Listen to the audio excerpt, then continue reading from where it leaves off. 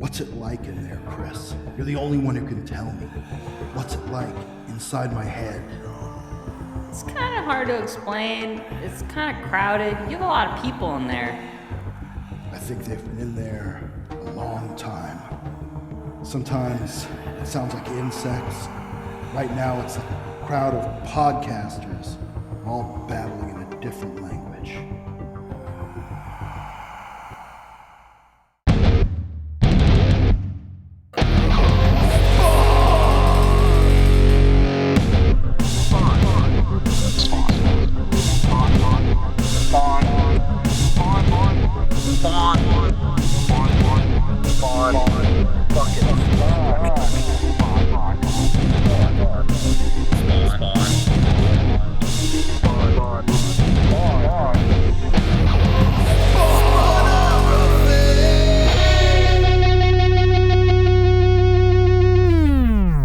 Welcome back to another episode of Spawnography.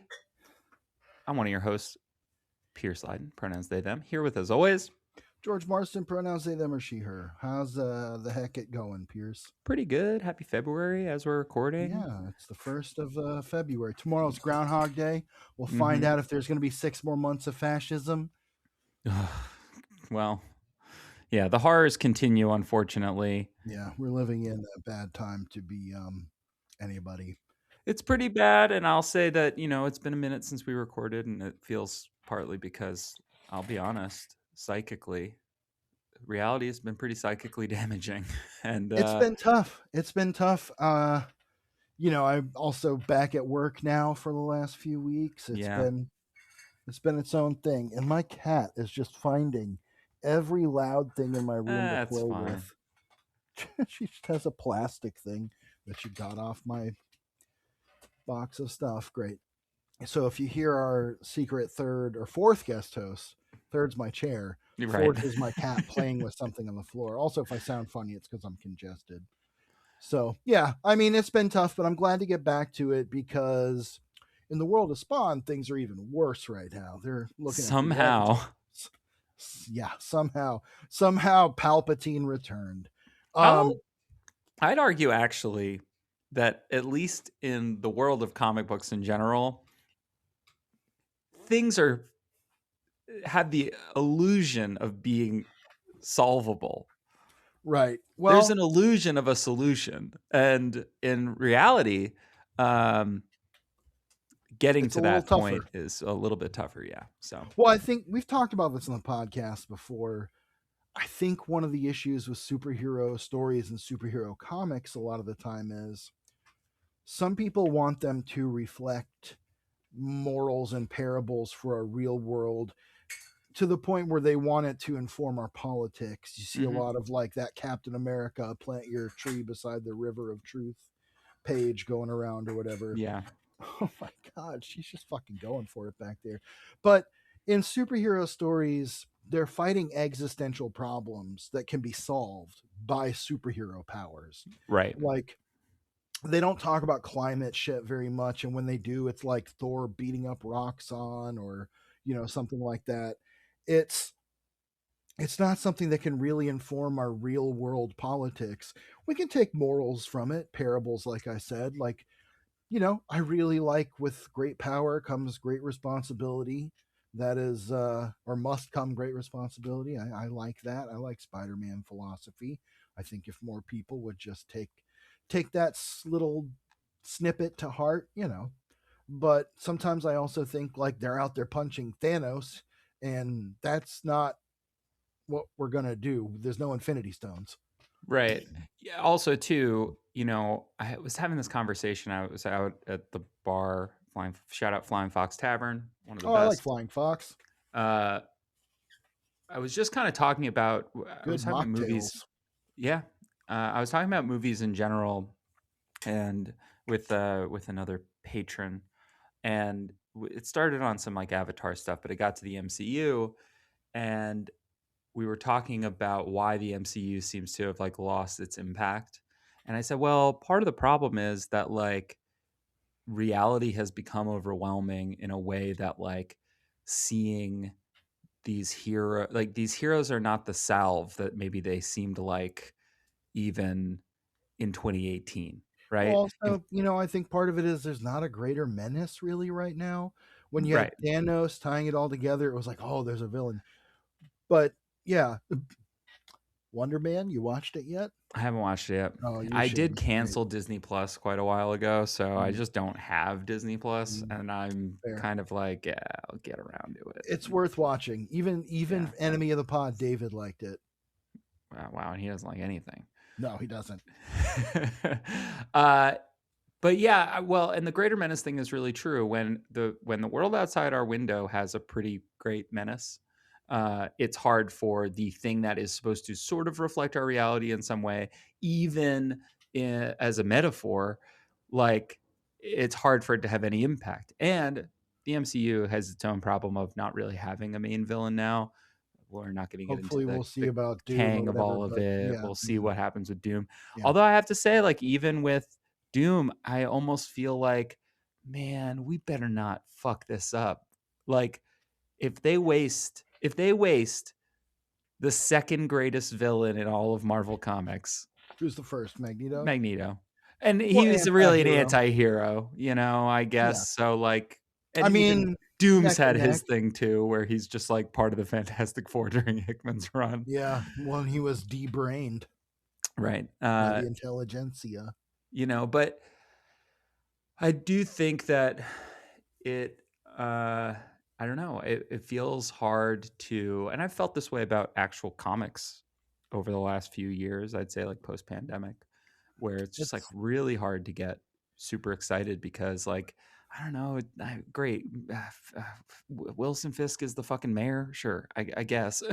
well, you know, it's I love Doctor Doom. My favorite comic book character, favorite villain, favorite everything. It's ironic. My two favorite comic characters are Doctor Doom, a fascist, and Lex Luthor, a capitalist. Two things that I consider to be my enemies. But I think that's what's fascinating about them is they give some insight. But anyway, the Doctor Doom, the One World Under Doom thing, I was surprised it didn't work for me because I like Doctor Doom and I like Hmm. Doctor Doom as the Sorcerer Supreme. I think that's cool.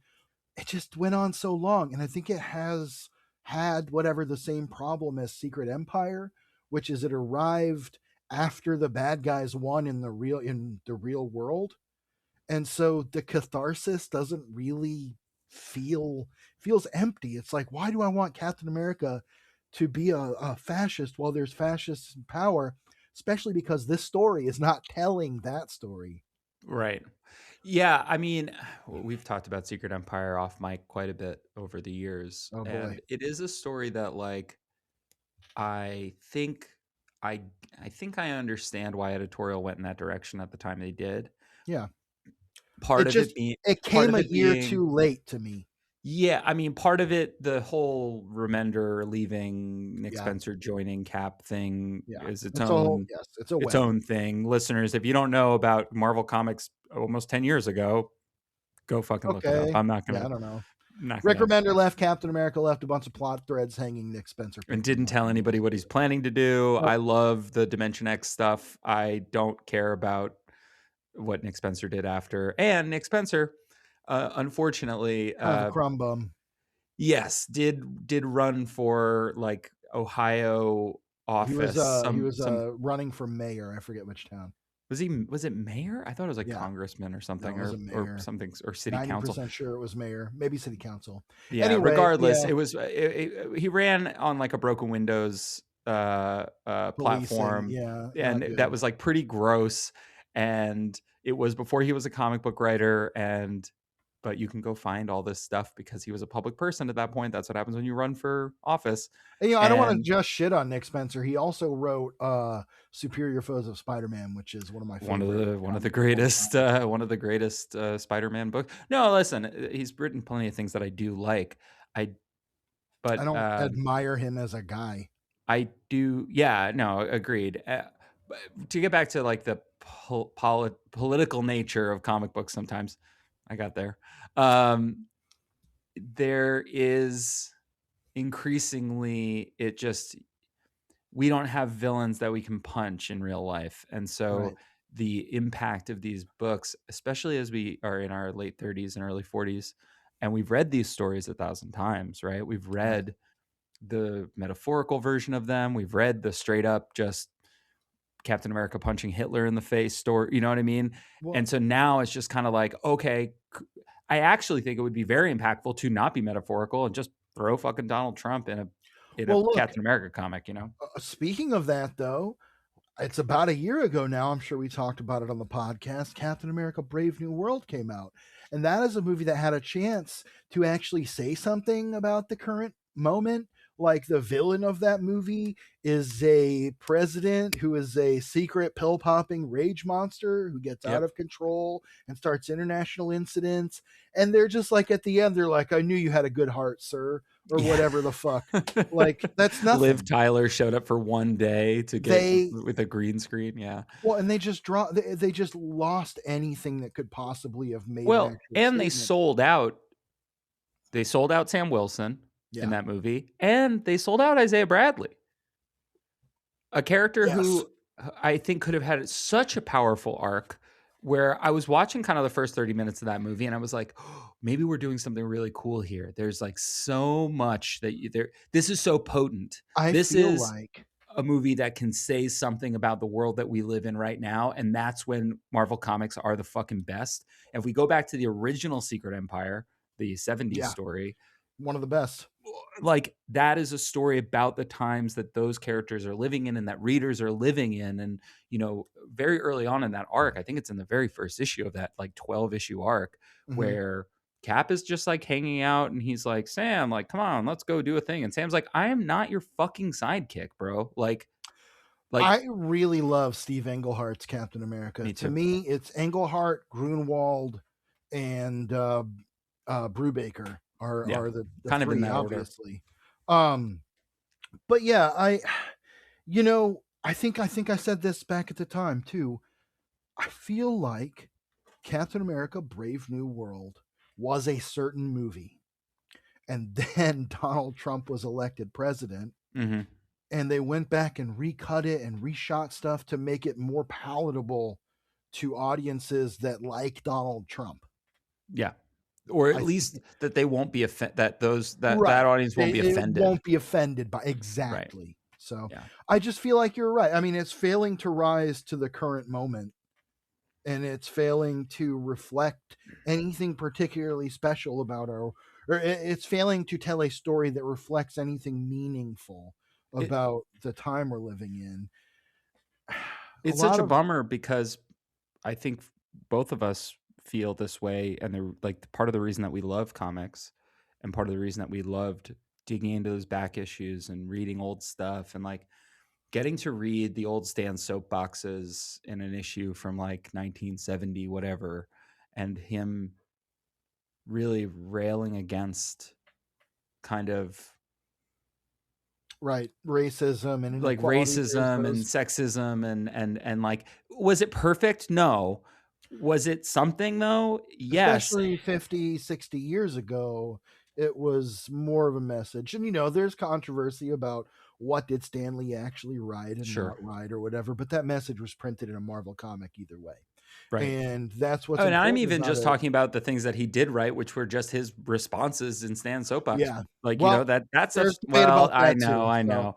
But that stuff's like kind of straight from the horse's mouth. And if he's going to be the one, I think what Disney in their, like, I think the post Marvel Disney acquisition, whatever, in this era, and I think it's what's missed kind of about Star Wars as well, is that these things were never meant to be these giant corporate nothings. They were supposed to speak to our current world. And I think it's really interesting that when we go back and I'll always go back to Marvel because I'm such a Marvel zombie, more than a DC head. But love DC. I have a long but when we think about the history of Marvel Comics, and I have to recommend that Sean Howe book. I think it's incredible. Excellent book. Early recommendation. If you haven't read it, please read the Sean Howe Marvel history book. But there's such a cool aspect of Marvel moving from the 60s to the 70s and the college kids who or like high school kids that went into college that were like, yeah, I still like Thor, I still like Captain America, that's cool. Oh, I can go work at this place, that's That's how the cool. industry grew up, with the people that did it. And I think that has been distilled down so far through the generations that now there's a double-edged sword. One of the edges is you have a generation of creators, multiple generations now, that grew up on comics and grew up thinking about their ideal, like the story they always wanted to tell. I mean, Donny Cates' Venom, he talked all the time about how that was inspired by him playing with his toys as a kid, which, fair enough, not disparaging that, but No.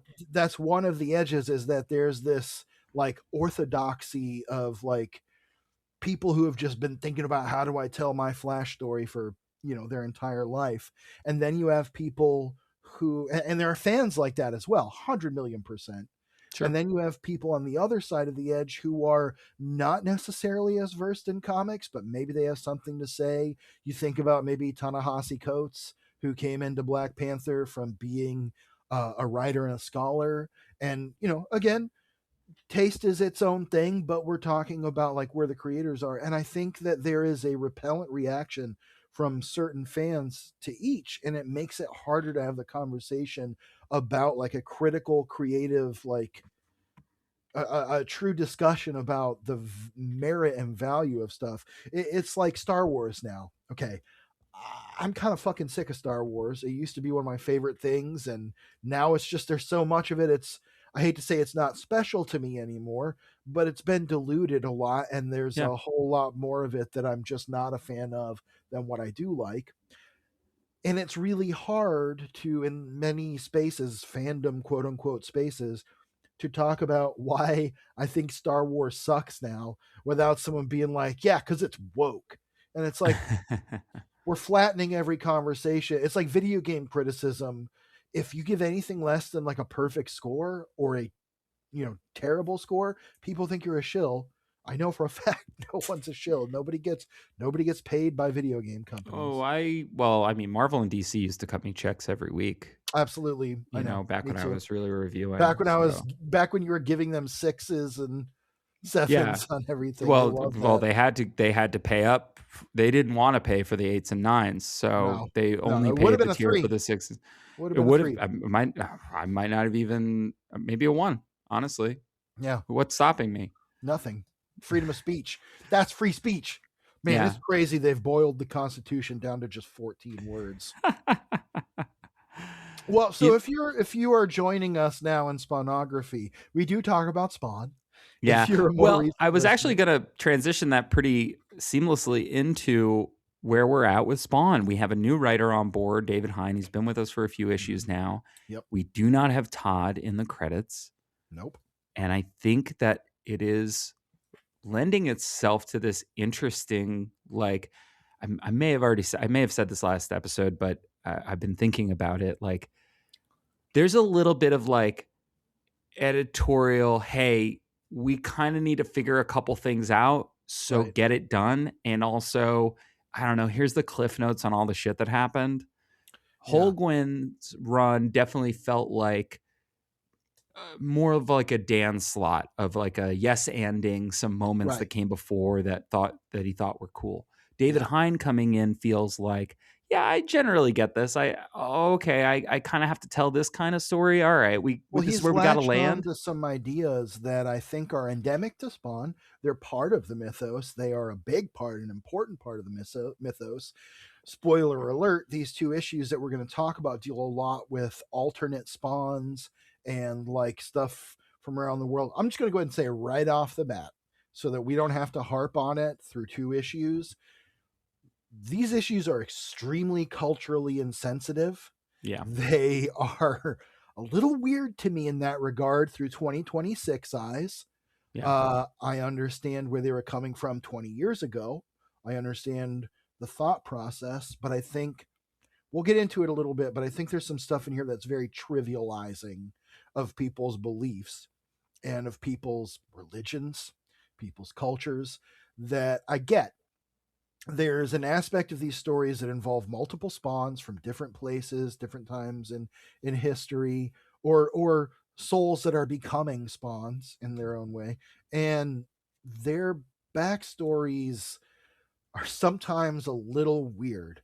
We're dealing with stuff like how non-Christian religions fit in, and valid thing to explore in a mythos and a story that is really about the war between heaven and hell. It does leave the question of like, okay, if we know these things are real, what about these other religions? I think it's a wise choice not to worry about addressing it, not because it solidifies a Christian worldview, but because this is a not even really a Christian comic. It's a comic that uses Christian iconography. Mm-hmm.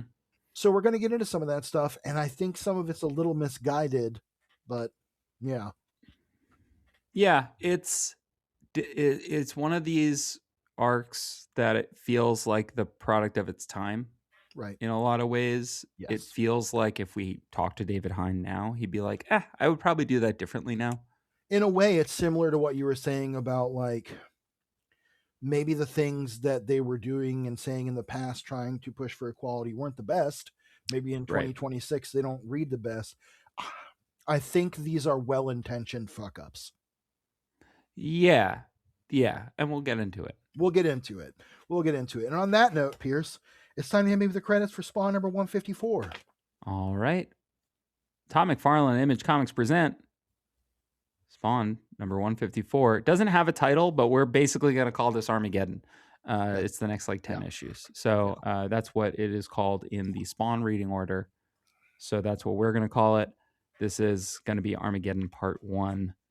Story by David Hine, pencils by Philip Tan, inks by Danny Meeke, Alan Martinez, Ryan Wynn, and Crime Lab Studios, lettering by Tom Warzakowski, colors by Brian Hamberlin, Andy Troy, Rob Rowe, cover by Philip Tan, dedicated to Mark Silvestri.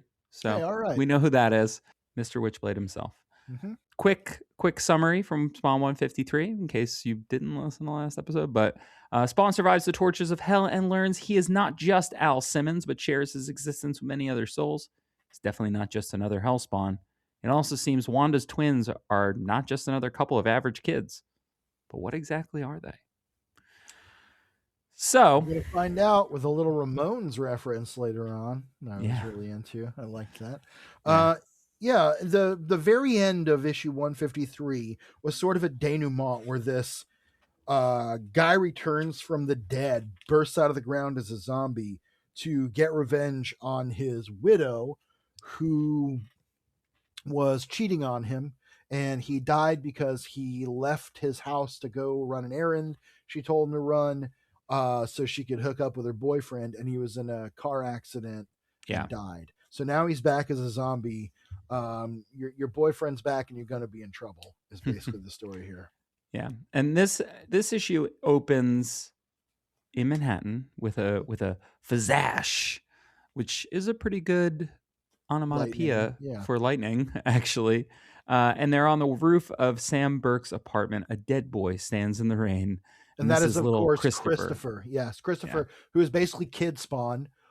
This panel at the bottom of this page of the water just falling in his like empty eye sockets because they were burned out by demons is really something. And Spawn is kind of lamenting this poor kid. He says, I did some terrible things in my life, Sam. Sam asks, is he okay? And Spawn says, what do you think? They told me to go to heaven when he died. He says, I did some terrible things in my life, but that poor kid, what did he do to deserve this? We're going to find out, I'm sure. But meanwhile, they go inside the apartment where it's dry, and Twitch is kind of explaining, that he's been tracking news from around the world. Now we know that some apocalyptic Mississippi River is blood. Mississippi River turned to blood. It rained mutant frogs. Which the mutant frogs at least seem to be somewhat related to the twins because they were drawing the mutant frogs. And he was pouring red paint in the water. Exactly. So we're still not sure their true nature at this point. But like Damien twins. Yeah. Like, God. From the Omen. This is all for you. Twitch is saying, werewolves, vampires, demonic possession. I guess Wolfram's still out there. Your favorite. Oh, I love him. I love Wolfram. Where's Wolfram? That's what all the people are saying and asking. Uh, and yeah, he's trying to tell Twitch is basically telling Spawn shit's happening all over the world. You can't be everywhere. And Spawn's like, maybe I can. He asked Christopher if Christopher can do what he did while they were in hell and summon forth all the other Spawn from within him. He says, I am Legion in that scene, which of course is a reference to a demon that is actually a multitude of demons kind of embroiled in one being. Yeah. Which makes sense. David Hine is doing this kind of like, again, like we kind of said before, this property hasn't gone here yet, so I'm going to go there. Right. And the idea that he is this like multiple demonic entity is kind of interesting. It's fine. You know, I get. So this is one of the things I was saying in the beginning. I get the impetus to bring in like a bunch of alternate spawns because by this point, that is a bit. Sorry, I was tearing a piece of paper. Because by this point, that's such a big part of the marketing of Spawn. And the toys alone have been going for a decade, creating new like Ninja Spawn, Mandarin Spawn, every different like Viking Spawn, pirate, all of them. And the comics have done this as well with medieval Spawn and Dark Ages Spawn, and we've seen these alternate versions in the comics already, so it is just kind of part of it. It's just not really been in the main title in that same way. So that's a big development for the main title. And anyway, he says, Chris, can you summon them out? And Chris is like, I think so. And he kind of does that little monologue we did at the beginning where he talks about how all these voices in his head have sometimes sound like insects, sometimes like babbling voices.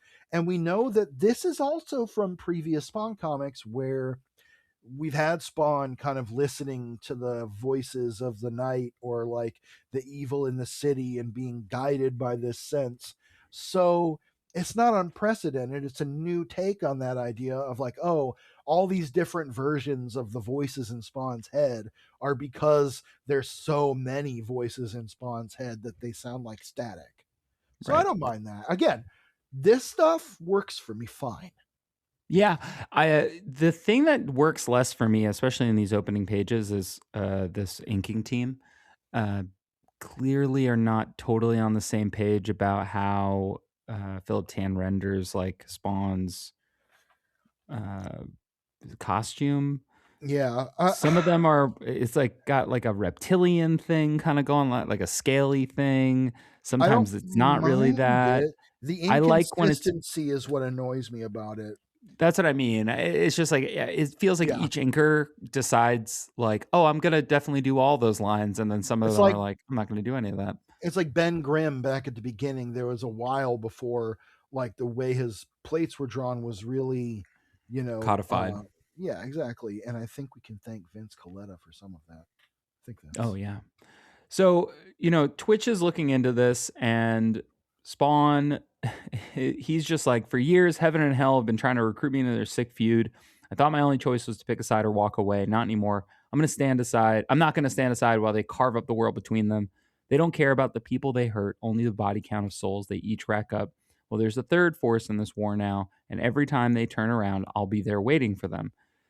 And he basically is like, tell me where to go. I'll go there. I'll handle it. Let's go. This is kind of fun. I like Sam and Twitch as sort of like the man in the chair. Yeah. Yes. And that is interesting. And I like the dynamic between Sam and Twitch. Yeah. They just went to hell and came back. So I know. I like them with Spawn. I think it's a good evolution of their kind of. They've now seen it all, Sam and Twitch, and so there's like, yeah, Spawn's a hell guy, I guess. I don't fucking know. Yeah. There's werewolves, there's blood, there's everything. I guess it's Spawn time. I guess we're gonna ask Spawn about this, and that makes sense. I will say I'm gonna try not to harp on this too much. If you listened to our last episode, you know how much I absolutely fucking hated the dog shit covers in the issues or colors in the issues we covered. Boy, these two issues are up and down. It feels like different colorists took every other sequence, and maybe they did. Because, there's 3 colorists, so. Well, there you go.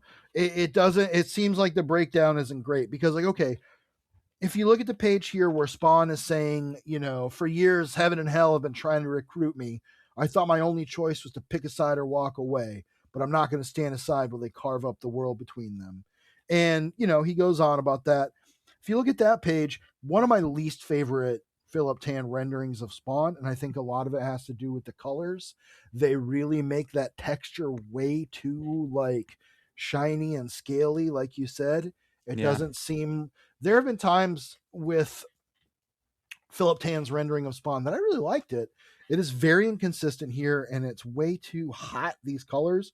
But then if you look at the next page, the sequence with the zombies is a lot better. Like, the rendering's a lot better. It's not as good as it was in that first issue where we were gaga for it, but it's better. And then you get to this next sequence, and it's like switching back and forth between these, like, the digital clouds versus inked clouds, and it's like, I gotta say, this whole zombie sequence. So we mentioned the sort of jilted lover coming back from the dead to get his revenge. We go back to that for a bit. I don't love these sequences. I think that they're fine, but they're kind of vignettes.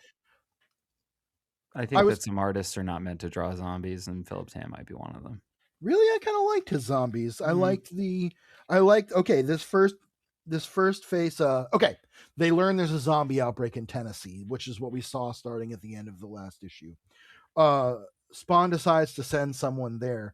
I don't mind this in a sense, because it did kind of make me realize I'm surprised they haven't done like Spawn versus zombie hordes yet. You know what I mean? Like, the zombie renaissance was kind of just taking off around this time, but like, Yeah. it's surprising to me just because of the nature of Spawn. Spawn is undead. I suppose that for me, the thing that didn't hit about it is that the other stuff that's happening in the world, the river of blood, the frogs, feel like plagues that feel related to something. Well, in Revelation, the dead will walk. I guess that's true. I mean, that's the thing. Joshua will call the trumpet and the dead will rise. Yeah. Or it's not Joshua, it's Gabriel. Joshua blew the horn that knocked down the walls of Jericho. Correct. Yeah, I don't know. I guess, this is maybe 2026 goggles coloring like, the zombie thing. Got it. Yeah. I mean, like I said, at the time, it probably felt more novel. A little bit more novel, yeah. And again, it was surprising that they didn't go to that yet. But okay, in Tennessee, the dead guy returned, and his now dead ex-wife are kind of torturing her former boyfriend. Right. I like this picture. Okay, I like the drawing of Emma Lou here. The almost looks like Dolly Parton through all this. I hate to say that, because what I was going to say is I like that her face is all gnawed off. That looks pretty gnarly to me. Every time we get, okay, I think a lot of the problem with the zombies is the colors, because like you turn the pages again and it's just so inconsistent. There are times in these issues where I'm like, hey, this looks great. And there are times where I'm like, what is happening? Mm-hmm. And it is one of the most visibly inconsistent eras of Spawn art yet to me, in a comic that has had some issues with consistency at times. And it's just, I don't love it. Yeah, that's kind of where I land on it, is like, I don't hate it as much as the previous issues. I'll say that for sure. All right, that's fair. Anyway, dead boyfriend comes back. He's gonna attack the new boyfriend, and the new boyfriend yells no. Okay. Yeah, he's getting eaten up. He's getting ate up by zombies. And then we cut to Hiroshi Kitamura. He's a little samurai, old man samurai, and he's talking about how he doesn't remember his life. He only remembers that he's sworn to protect the honor of his family and his granddaughter Kamiko. This is where the book is going to start to get into some cultural maybe stereotypes. Well-meaning or well-meant, well-intentioned fuck-ups, as I said. Things that, again, 2026 lenses are not... It's not always fair to judge things through, modern lenses. But I think it's important to acknowledge, just say, I don't think David Hine was trying to be malicious. I do think he missed the mark with what I believe he was trying to do, which is to what I think he was trying to do through both of these issues, and I'm guessing more as they come, is to expand the cultural footprint of Spawn. So there's not just Viking, pirate, there's In non-Western Spawns, yeah, but the story itself gets pretty muddled by stuff that's like, it's like how every Japanese superhero for like decades was like Sunfire or Samurai or the katana. Cultural stereotypes were very common for super Arabian Night, all Shamrock, all the champions of, or the contest of champions yeah. heroes. Well, and part of that is because superhero comics, especially when they're into something like contest champions, right? They don't have a lot of page real estate for No. introductions. So it's like, Shamrock, you get this guy's deal. He's from Ireland, and like, you're like, Yeah. all right, got it. This one thing that I stuck out to me is that this feels like proto Scorched. And I'm certain that you haven't really read any Scorched, but Scorched is the current team book that has like She-Spawn and all these characters that we've seen over the years. This feels like a first, like, can we make a Spawn team? Can a Right. Like Spawn this is team kind be a of thing? dipping its toe into the Spawn verse, if you want to put it that way, like Spider-Verse, where it's like a whole world of Spawns, which not unique. We've known there's a multitude of Spawns, but now they're making them a cast of the book. And like teaming them up. Yeah, and kind of putting them all on the same path. And I get that, but here's the thing. Okay. I'm just going to go ahead and talk about Hiroshi Kitamura and his granddaughter Kumiko. They're not like ancient samurai. They are modern people who died because, as will be revealed, Hiroshi followed his granddaughter Kumiko out of the house after she had a fight with her parents over dressing in like revealing clothes. He followed her thinking he was going to protect her from the like drug dealers and stuff she was falling in with, the bad crowd. She was getting into like sex work and drugs and stuff, which again, it's kind of like, okay, we had a lot of those stories. This is probably right around or after the movie Traffic, a few years after that, which was like that was a big part of the story. And so he follows her to a den of iniquity, drug dealers or whatever, and he is trying to save her by killing all these guys with a samurai sword, which he just knows how to do because they're the descendants of samurai. And then she jumps in front of a bullet, and they both wind up dying. Right. And they wind up becoming part of Spawn's tapestry of souls. And I think the weird parts are like, it's all tied to like, oh, we're ancient samurai. We have this honor. And it's like, man, is that the only thing we know about Japanese culture? And I get, again, it's shorthand, but sometimes shorthand falls short. It is shorthand. Specifically, they're supposed to be like a reject tradition, embrace modernity. Her weapons as a hellspawn are guns. His weapon is a samurai sword. Yeah. One thing that he says is that they are the descendants of Oda Nobunaga, who is a famous samurai. Right, and notably, and again, this is where I'm like, I get what David Hine is doing. You do a little bit of research, you find some cool shit, you go, oh, this guy was known as the Demon King of the Sixth Heaven? Hell yeah. Yeah. That's awesome. Yeah. And I mean, they do it to American characters too. They do that with Western characters too. It's just like it stands out here because we don't really get to see a lot of this. And okay, let's talk about when we visited the guy who went into like cross the spirit bridge and Spawn had to follow him. That was a more interesting story that kind of was a similar thing, but it gave that guy so much personality and like a life outside of just dying for honor. Yeah. That these characters are thrust into something that they, one, don't fully understand. Two, we don't get to live with them for long enough for them to feel impactful. I want to also, while we're talking about them and their origins, I want to touch on slightly that the fact that Kumiko doesn't look Japanese at all. I think some of it comes down to the coloring. Her skin looks very white. She also has red hair, which I assume is dyed like punk hair or whatever, Yeah. And she just doesn't look like a Japanese person.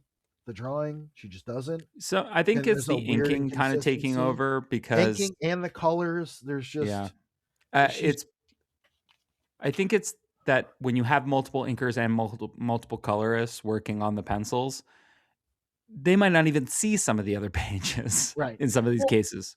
and I thought perhaps she was biracial or something, which, like, I'm not trying to parse people's racial identity, but Sure. in the art in a comic, I'm trying to understand it. And then it shows her parents are also both Japanese. So just inconsistent in that way. And another thing that's like, okay. But yeah, okay. So Kumiko and her grandfather are dispatched to Tennessee where they go through and fight a bunch of zombies. Some of the art in this is fine. Okay, I like the page where she's like, "Oh, cool, zombies," and they're like standing on top of the roof. And oh, they've been summoned out of Spawn's body by Christopher, Right. of course. By the way, uh, so Kumiko jumps into the fray with her Hellfire guns, and her grandfather is just like using his samurai sword and his techniques to like slash people up.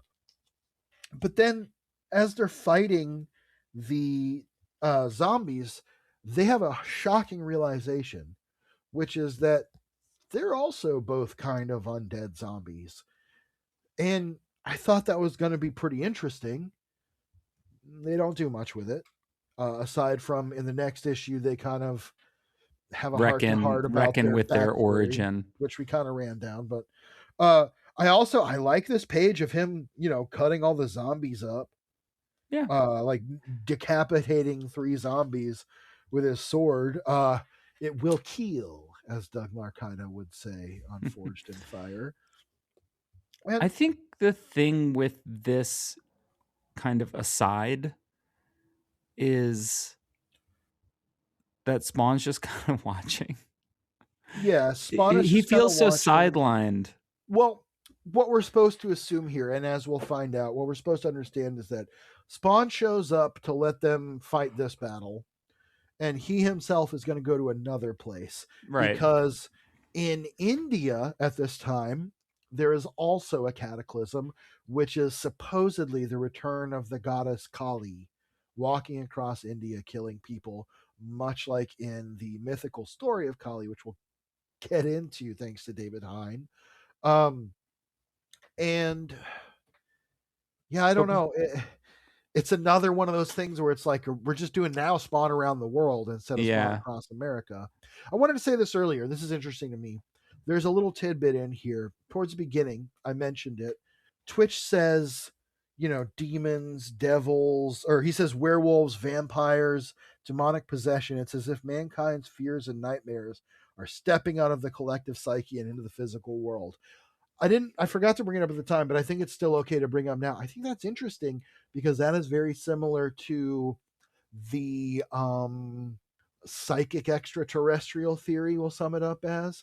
I know I've mentioned The Eighth Tower by John Keel on this podcast before, but it is a book that is sort of about the metaphysical theory that fairies, goblins, demons, angels, aliens, beings that are beyond our perception or our world are products of the same sort of psychic force, and when we see them we interpret them.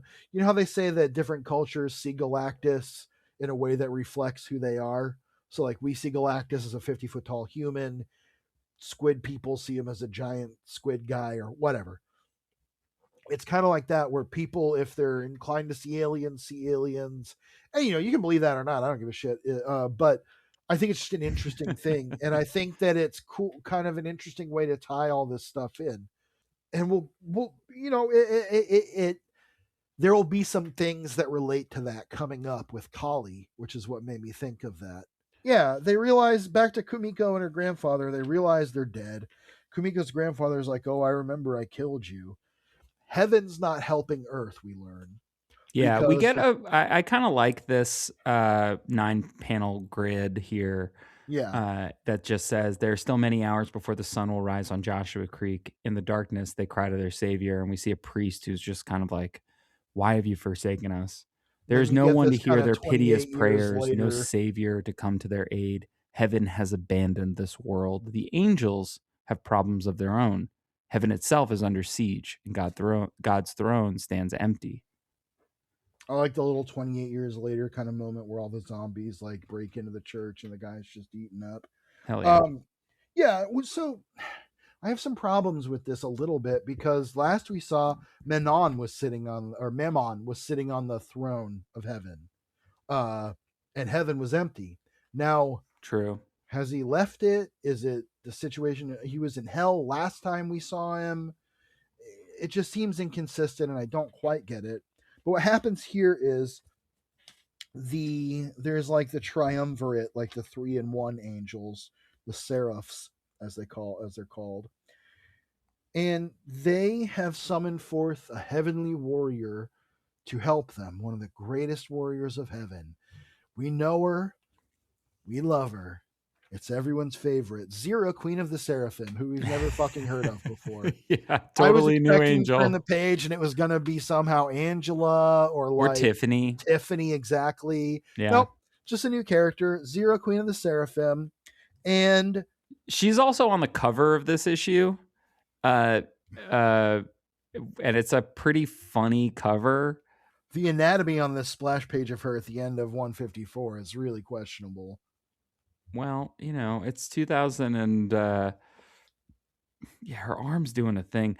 It's partly because she's got these like weird bone protrusion things on her elbows that make her very weird to draw. Well, also her breasts are on different sides of her torso. No. That's how that works. Yeah. That's well, obviously, breasts are on either side, but hers are like on the side of the side. Yeah, like, they're kind of shoulder tits. No, they're natural. Yeah. Big heavenly naturals. Big heavenly naturals. Oh boy. And so the appearance of Zira, Queen of the Seraphim, is the end of this issue.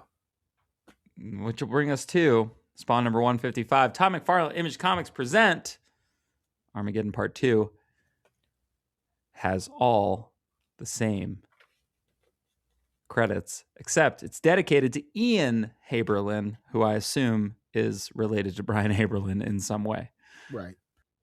So we open with that triumvirate again. I kind of like that first panel. It's kind of pretty good. It's pretty good. Cool. The colors are good, nice and moody. Yeah. I will say, we're getting a lot more like solid black backgrounds that let the colors pop. Not that I don't want a background, but like they're standing in the void. We don't need like clouds and shit. You know what I mean? It's also just way more dramatic to see this panel this way as they're cast in the radiant light of Zira. Does it feel like, I'm sorry to cut you off, but does it feel like we're at a bit of an impasse with how this title wants to present angels? We had the kind of warrior angels of the Angela era get kind of replaced by Tiffany in a way.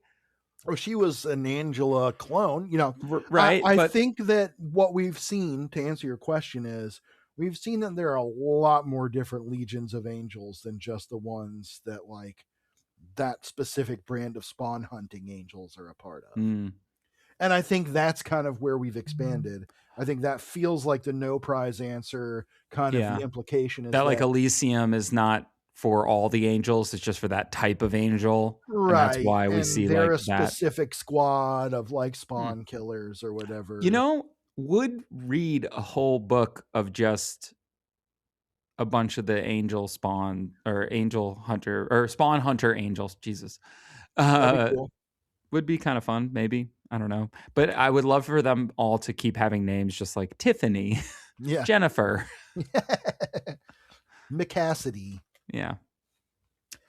So start giving them Mormon baby names. Kaylee, but Kayleigh. Trucklin. My other one, Boatley. Or is it Truckley and Boatlin? Well, both good. So they're talking about Zira, who has been locked away in this like cosmic prison, but they explain it wasn't a punishment. It's because she's too goddamn badass, and she's a berserker angel who, much like as they'll explain about Kali soon, is given to wanton destruction. She'll destroy not just the demons that are her foes, but almost anything that gets in her way. And it says, she may be loyal, but for 10,000 years, God has kept her incarcerated in the deepest, most impenetrable chamber in this realm.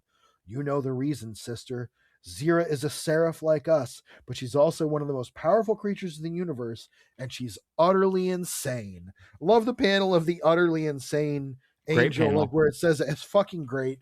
I love this next page of her just like absolutely going fucking ape shit on all these demons. You Yep. got the Cool, like, like lion guy. yeah, he's slaughtering the angels, but then she's flying in. I like Zira so far. I mean, she's Yeah. fine. I Seems cool. especially like the way she's depicted in these few pages, even more than that splash page. But we'll have to get back to her because there's not much yet. I do feel like between the disciple and Zira and the Thamus, Mm-hmm. David We've Hine's gotten some really cool trying to new bring in some characters. new villains. Yeah, exactly. Which I admire. I think that's fine. I want You the know, disciple back so bad. That guy was yes, cool. I was going to say we only got a little bit of him. So Spawn has made his way to India, and as he's walking her through, all these villages, there's no one around. The whole place is deserted. But then he and Christopher, who is with him, come across a kind of field of like pikes with bodies and skulls impaled on them, and just this whole like endless waste of corpses. I love this vulture in the Yes, foreground. I So do like cool. that too. Picking out an eyeball. Now, here's what's important about this, or what the story is here, is that according to Twitch, when you dispatched Spawn here, the cult of the Thuggy had returned to serve Kali and kill everyone in their path. And it just goes on about like the Thuggy and Kali, and it feels a little Indiana Jones and the Temple of Doom, which, it's kind of a mid Indiana Jones movie, but at least it's also incredibly racially insensitive. It is, unfortunately, And yes. this is basically the same sort of story here. And like Thuggy cults were, a real thing. Kali is a real Hindu deity. Well, we're going to get into that too. We're We definitely are going to. going to get into that. And here's where things will start to feel weird. Okay. Spawn is fighting the Thuggy. He's kind of like slashing through them. Then who should show up but the Man of Miracles to kind of chastise him and be like, you should try using your words. And Spawn's like, I'm going to talk to the god of death. That sounds good. I'll talk her out of killing everyone. I do love Spawn's inner monologue where he's like, "Man of miracles, knew he'd show up." I know. I know. All right. And he's like, look I around. didn't. He literally, he's like, look around you. This is the goddess of death and destruction we're talking about. You expect me to discuss her anger management issues?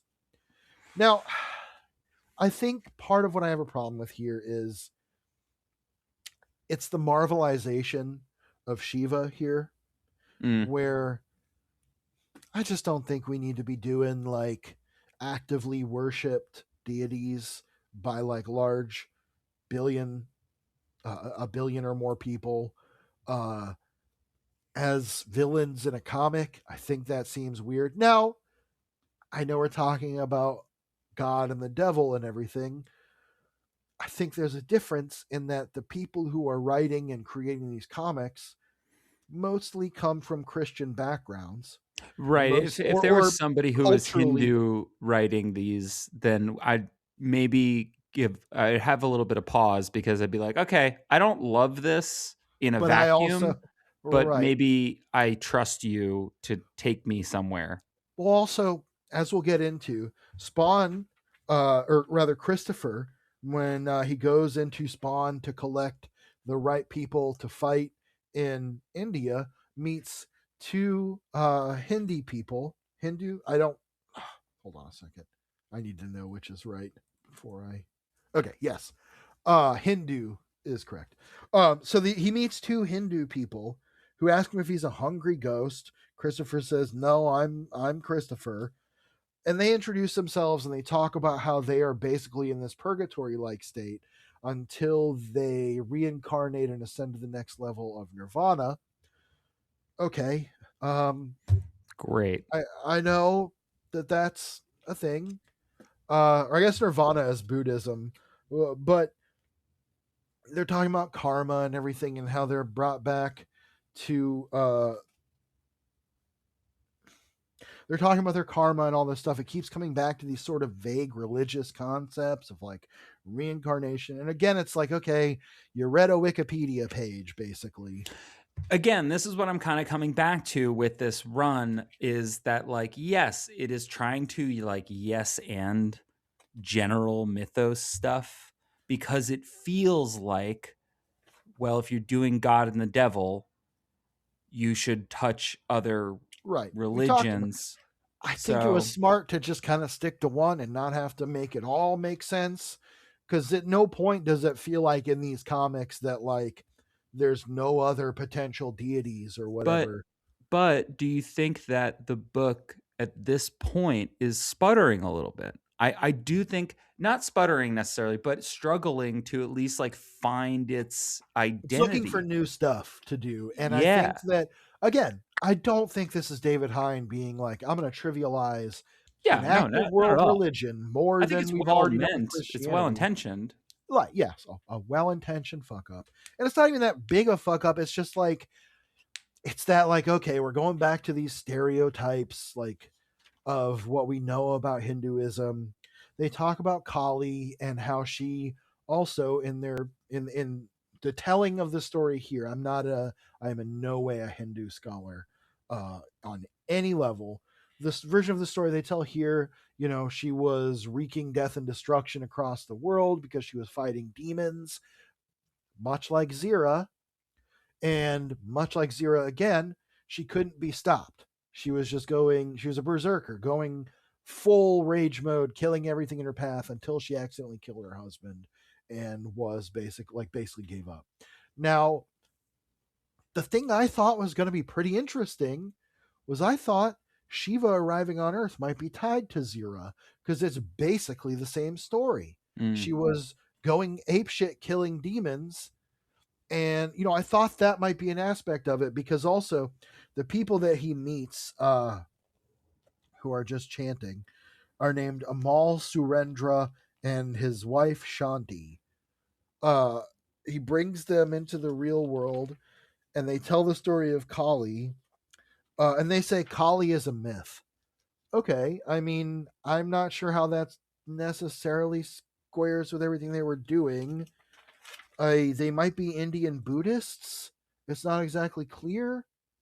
Yeah, it's not It's super kind of clear. jumbled. It's very jumbled up, and that's part of the problem. Is that it doesn't feel. It feels insincere and perfunctory. Right. So, spoiler alert: the Kali thing will so far have nothing to do with Zira. She won't show up again. But Spawn will confront Kali, and like again, it's like Seems fine. cool. She's drawn cool or whatever, but I don't know. I just think it's. I don't love it. I don't love trivializing this. And the difference to me, again, this is someone coming from, you know, theoretically contemporary Christian backgrounds, whether or Sure. not they're practicing Christians, you know. Uh, I think they're allowed to take their own kind of culture and run with it. I don't think it's wrong to touch on other cultures. No. I think this comes off as just kind of just mishmash. Yeah, and I think also too, like even this, like I don't mind this double page splash. I think it looks Yeah. pretty cool. And you know, Kali shows up and she says, "Foolish demon, you saved me the trouble hunting you down." He says, "You've been misinformed. Not a demon. I'm here to end your reign of terror before it begins." She So says, "Terror, I'm a force for life. What I kill is reborn, but you are the void. You consume those you kill, and now I shall consume you." There's a few things here. well, I want to just real quick cut back to one thing that the people who Christopher Summons say. Yeah. Um, Christopher says, my mother's Baptist. They talk about Hindu. Or sorry, they talk about the Pretus realm, the realm of hungry ghosts. And he says, that's Hindu, right? My mother's Baptist. And Shanti says, it doesn't matter what name you give to your religion, truth is truth.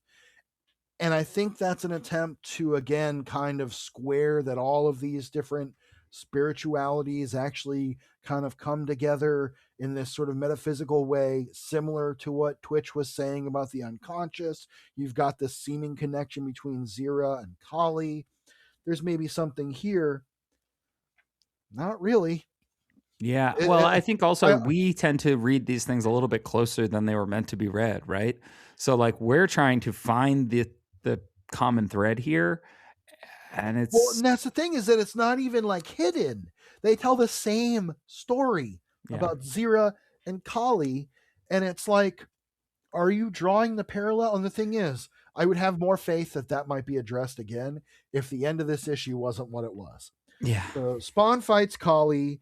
I think it's funny that she says, or that he says, "I'm here to end your reign of terror before it begins." Bro, she is standing in a field of corpses. Yeah, it's begun. It's begun, buddy. Yeah, we're there, dog. Maybe it's over, actually. Spawn's like a liberal right now. Like, I think we might be on the verge of something bad, maybe somewhere. Like, yeah. Anyway, it's fine. He's going to vote Kali out. Yeah. We cut back to Tennessee, where grandfather and granddaughter are holed up in this place while zombies wander around. They go through the story we told where her grandfather tries to save her with a sword. They both get shot to death. They kind of reconcile. They realize, like, oh, we were trying to protect each other. Yeah. The weird roundabout story. Again, the whole thing, like, I will have a samurai's honor. It's a little John Wick. But this also allows them to fully embrace their Spawn. Yes, they summon their Spawn necroplasm symbiotes, and she pulls forth her own skeletal katana. I think that's pretty cool. I think when they turn into spawns, they look pretty good. I like that her collar is like bat wings wrapped around her. Pretty neat. I don't mind the designs. Also, too, like, it's a roundabout way to get here, I guess. Yeah. I don't love their story, but like, all right, whatever. They look cool. They're gonna go kill some zombies. Sure, that's fine. We're gonna zoom out a little bit to see that the mayhem has been captured on screen. Somebody's watching TV. They're saying that it was rumors coming out of Joshua Creek, Tennessee, that the town was overrun by animated corpses are being contested by state police, who insist that the violence was caused by juvenile gangs high on drugs. Survivors have spoken of being rescued by two sword-wielding costume heroes. Yeah, it turns out that they just kicked the bumper. Yeah. And so, yeah. He was carrying. Did you see that Kyle Rittenhouse was like, I have one consistent position, basically. He was like, carry everywhere, it's your right. Which all these fucking losers have exactly one position, which is that white men should be allowed to carry guns without other white men taking them and shooting them. That's it. Political rant. Here we have Jakey and oh God, why can't I never remember? Katie. I thought so. And she says it right there. I just didn't want to say Katie. For some reason I thought, anyway. Bad with names. Jakey and Katie were hanging out in the living room, and they're watching the TV. First off, this drawing of Jake this is a nightmare. This is like one of those kids that they call Boss Man or something. He looks like a manager. I sent this to you a couple weeks ago. I remember, and I was like, oh, okay. Like, he has an old man's face. It's like Jesus in medieval artwork. They sometimes drew him as an elderly baby when they drew baby Jesus, because he was supposed to represent wisdom, and so he'd be a baby with the face of a wizened old man in like weird medieval artwork. This baby looks also like medieval pictures of cats.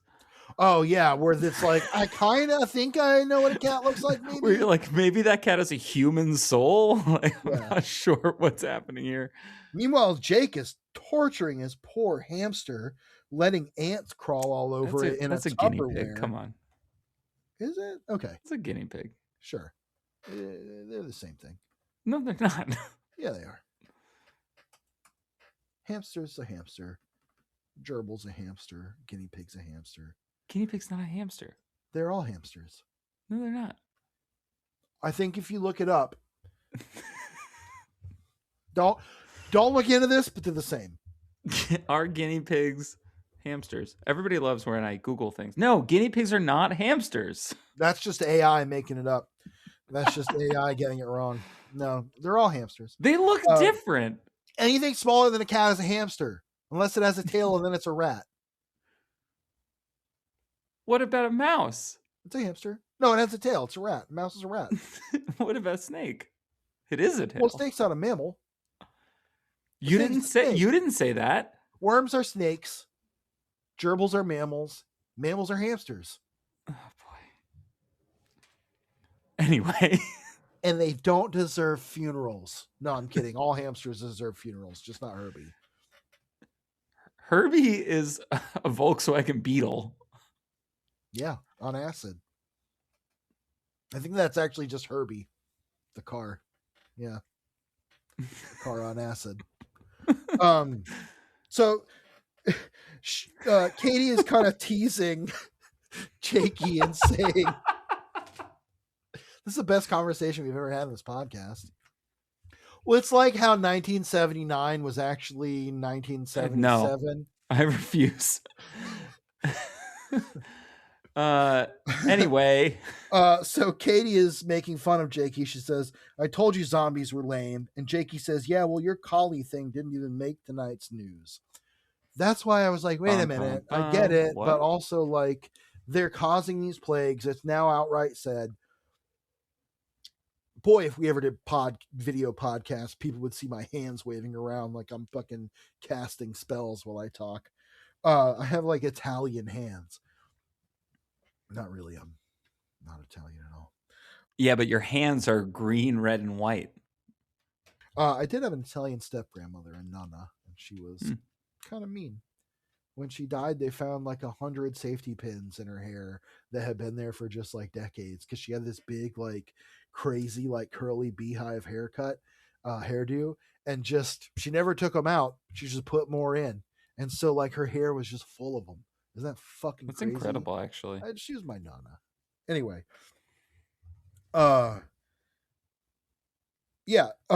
Katie's saying, told you zombies are lame. He says your collie thing didn't even make the news. Obviously, she picks up the baseball bat. They have some control over what we've been seeing so far.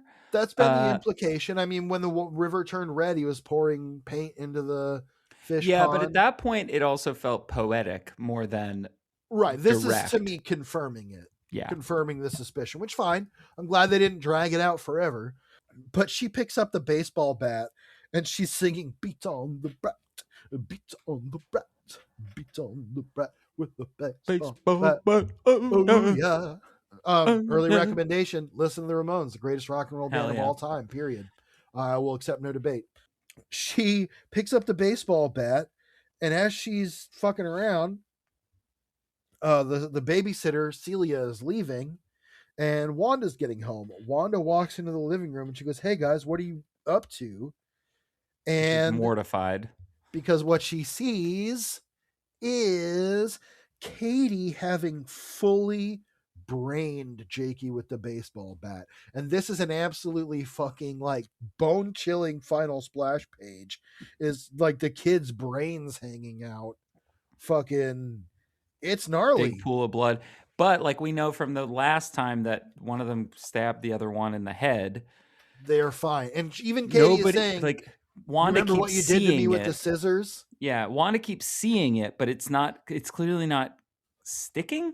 Like it's. Well, I don't think she saw the scissors. I think that no, I guess you're right, but this is her first exposure to them. Well, we saw it, and then the kids were fine. So we saw it for sure. Yeah, they're kind of like a Punch and Judy kind of thing at this point. Yeah, where they're like kind of beating the shit out of each other, and it's like a joke to them. So yeah, and that's where we'll end 155.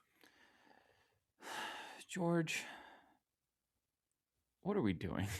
Like, that's kind of where I landed at the end of this issue. Is I was just kind of like, all right, what does this mean? Does this mean anything? What's this about? I think the thing is, as we just talked about, there's so many swings for things here. There's all these little things like, oh, it's all one thing. It's all this collective unconscious. It's all interpretation of faith. It's all whatever. And you've got these like Antichrist twins summoning Kali. Now that adds a twist to it where it's like maybe it's not actually Kali. Maybe it's just their creation of a demon or Right. whatever, or a deity rather. Which does its own weird sort of cheapening of other religions. If it's it's like, all one that thing and seems it's like a all little actually weird. heaven and hell is worse to me than just being like, yeah, this is heaven and hell. We're not necessarily talking about how the other religions Yeah. always fit in, because that's not part of this story, or it wasn't yet. It is now. And I think it's mixed results so far. Again, I admire the intent to expand Spawn's world. I understand the impetus to bring in all these spawns from different places to give them, at least they're given some backstory on some level, a little bit, but like it's kind of weird. It's I don't know. So this is such a mixed bag of two issues for me, because there's things that I'm like, okay, that's cool. I like this concept. And then there's things that I'm like, I don't know if we had to go there with it. It feels like a lot of ideas that don't necessarily have the room to move forward in a meaningful way, but that also, like, again, like, need to do a little bit of something. So like this issue, the second issue specifically felt like we're just like checking in, checking in, checking in, checking in It's a to very much like second issue of a story, yeah. And which I mean, that's kind of how it is I sometimes. know that we're damning with faint praise, I guess, in the sense that You like, can't fault it structurally for having the second issue in a story as the yeah, second issue in a story. But because we're split across like all these different locations, it does feel like a lot of the characters are really underserved. the other thing is that like notably these issues don't have like an arc title. Yeah. I think that lends to their sort of like feeling a bit scattershot. You Yeah. know, it feels like they don't necessarily know exactly where they're going to go. Just And occurred to me, we didn't even see Spawn beat Kali. no, he just stands in front of her. That's it. This is like kind of what I'm talking about. There's like not enough space. They don't even fight. Yeah, I'm like flashing We ahead cut to see away. if it's like coming up. I don't know if it is. I mean, I can give you spoilers, but I mean, whatever. We'll find out we'll later, get I'm into sure. it. So We'll get maybe it into will it. come back to something with Zero. I don't know, but based on Jakey and Katie's conversation, it seems like she's their manifestation. So I don't know. There's some weird inconsistencies, and I can't tell if it's that they haven't been paid off yet, Is it or if purposeful kind of feints in right. Are we the building to narrative? something, or Right. is this?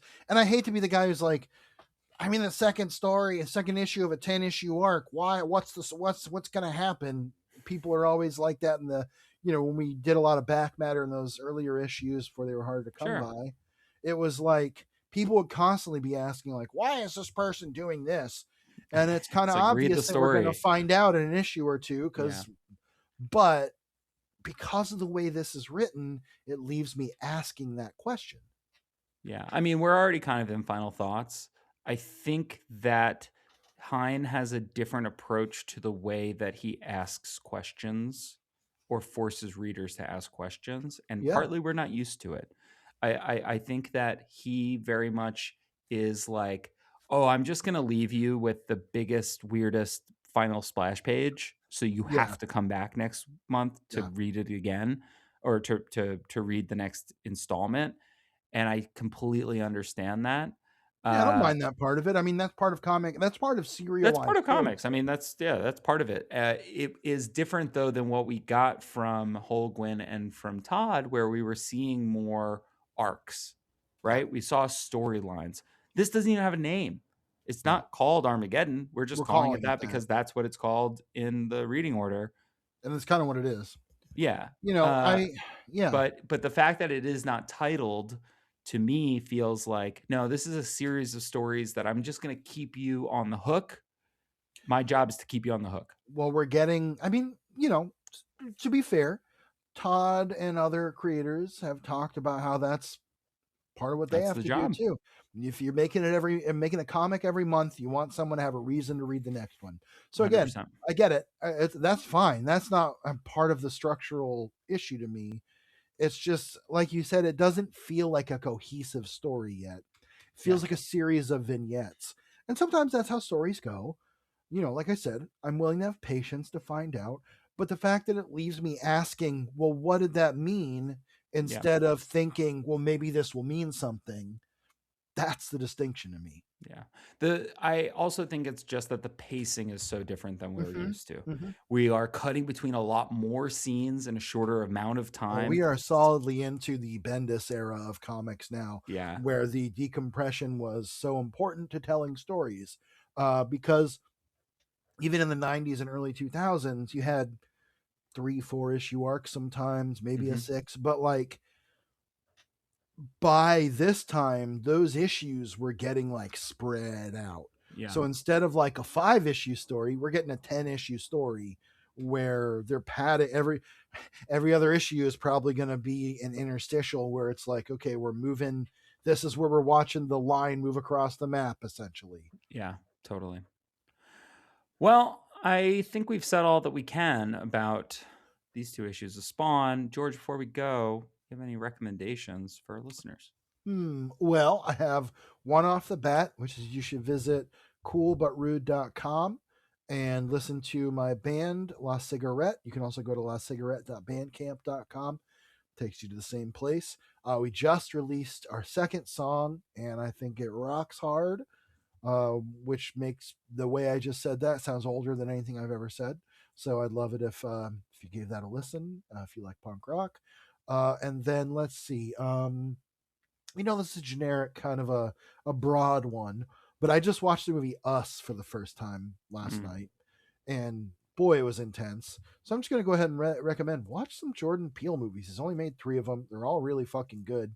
The reason it took me so long to watch Us is because I feel so emotionally intense in my reactions to all of his movies and the things they're trying to say and the things they depict that it can be intense. But yeah, you know what? It's probably everyone in the world has seen all those movies already, but why the hell not? Those are good movies. And I think, unlike we were talking about at the beginning, they actually have something to say about the times we live in.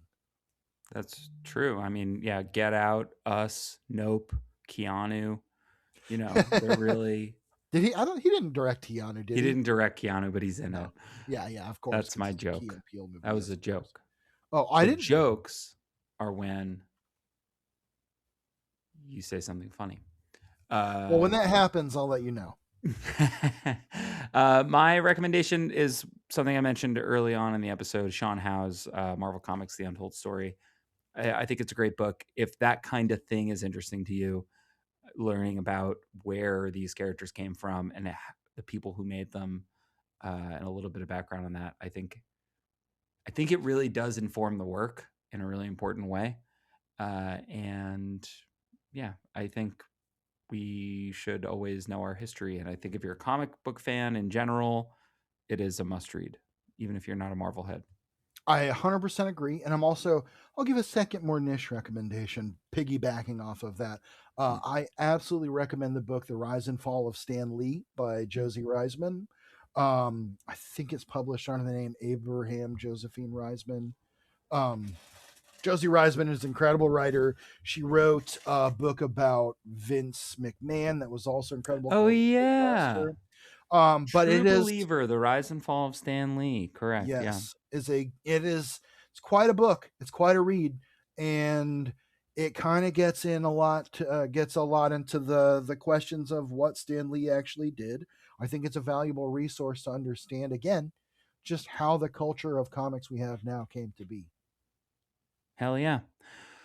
Well, that's been another episode of Spawnography. If you like the show, please rate, review, subscribe wherever you listen. It really helps the show. But before we go, George, for Todd so loved the world, he gave his only begotten spawn. See you later, Hellspawn. Spawnography!